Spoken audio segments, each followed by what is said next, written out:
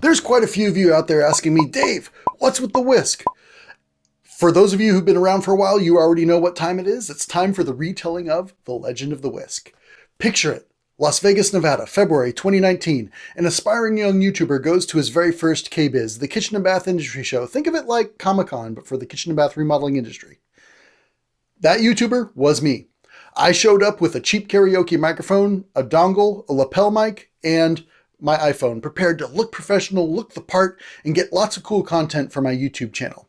There was only one problem. I hadn't yet learned how audio jacks worked.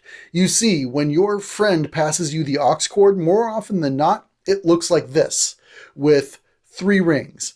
But a professional microphone oftentimes only has 2 rings, like this. Even when the ends are the same size, they are not interchangeable, and the microphone with 2 rings will not work with your smartphone. Luckily, I had my backup lapel mic, and so the first half of the day, I did my interviews with that. But halfway through the show, someone handed me a kbis Whisk, and I knew what I had to do. It became an interesting talking point. People seemed to love it, and they responded to it. They continue to this day to comment on it. These days, that original Whisk is retired. You can see it hanging on the wall behind me right here.